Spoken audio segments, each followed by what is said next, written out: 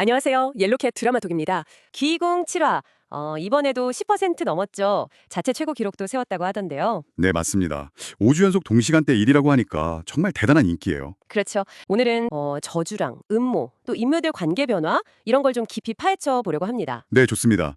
단순히 줄거리만 훑는 게 아니라 그 안에 숨은 의미들, 앞으로의 복선들을 찾아보면 더 재밌을 것 같아요. 바로 그거죠.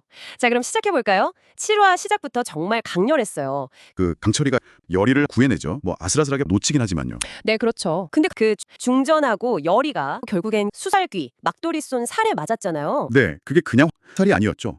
맞은 자리에 수포 같은 게 생기고 특히 중전은 거의 뭐 전염병 아니냐는 말까지 나올 정도로 상태가 심각했고요. 맞아요. 이게 단순 공경이 아니라 뭐랄까 진짜 저주 같다는 느낌 그런 게 확 들더라고요. 그렇죠. 그 살이라는 것 자체가 악한 기운, 저주를 담아서 쏘는 거니까요. 여기서 특히 주목할 점은 이게 그냥 중전 한 사람한테만 가는 게 아니라는 거죠. 아, 뱃속 아기까지요. 네, 왕가의 혈통, 그 혈통 자체를 직접 위협하는 거니까.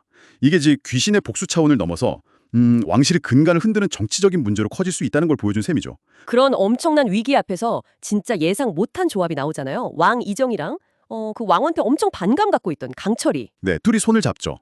근데 강철이 제안이 진짜 와 왕을 미끼로 쓰자니 스스에게 유인하자고.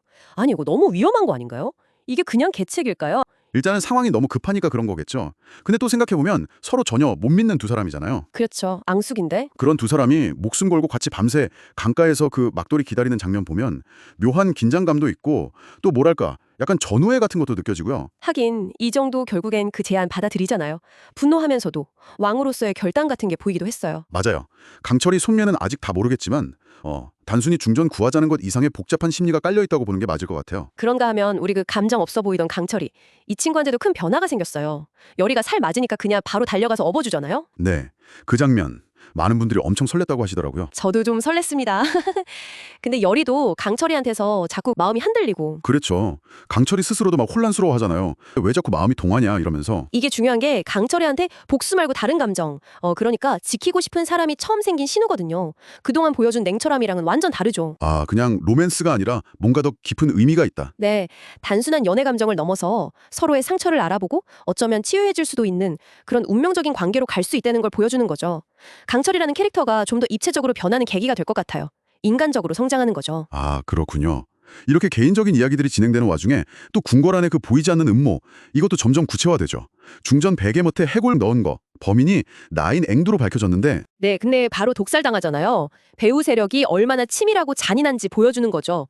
입막음 확실하게 하는 거 보고 좀 삼득했어요. 그쵸. 이정이 영의정한테 뒷조사시키긴 했는데 과연 밝혀낼 수 있을지. 그리고 동시에 대비랑 그 풍산, 이쪽 음모도 계속 진행 중이고요. 아, 맞다. 풍산이 이상한 소리 했잖아요. 무당 하나에 이무기가 둘이라고? 네, 그거요. 열이, 강철, 그리고 비비 기운을 느낀 것 같은데 이게 앞으로 엄청난 변수가 될 것 같아요. 이런 큰 음모 속에서 열이가 또 의외의 방법으로 단서를 찾기 시작하죠. 그 신발도둑 귀신, 야광귀. 아, 네. 야광귀 이용해서 범인 특징 알아내잖아요. 눈이 무섭고 손끝이 까만 내관이라고. 귀신이랑 공조수사하는 거 이거 참신했어요. 그렇죠. 흥미롭더라고요. 그리고 또 중요한 거. 강철이가 왜 그렇게 왕가를 미워하는지 실마리가 살짝 나왔어요. 아, 그 열이 외할머니 널떡 이야기요? 네, 널떡이 옛날에 궁을 드나들던 무녀였고 심지어 어린 이정한테 경기석 돌멩이도 줬었잖아요. 네, 그랬었죠. 근데 그 널떡이 죽은 방식이 불에 타고 물에 빠졌다는 거? 이게 풍산이나 그 배후가 원한기 다루는 방식, 화기나 수기 쓰는 거랑 딱 맞아떨어져요. 그럼 그냥 사고가 아니라 재고당했을 수도 있다는 거요. 그렇죠. 그럴 가능성이 아주 높아 보이죠.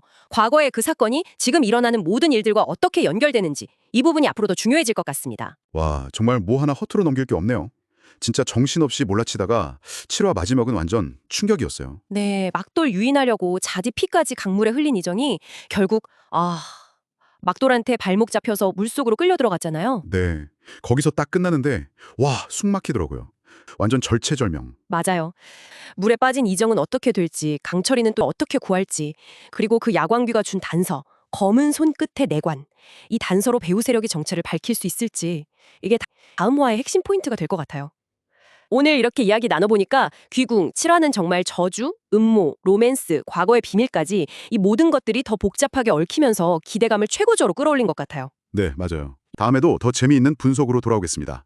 오늘 이야기 재미있으셨다면 구독, 좋아요, 알림 설정도 꼭 부탁드릴게요. 지금까지 옐로우캣 드라마톡이었습니다.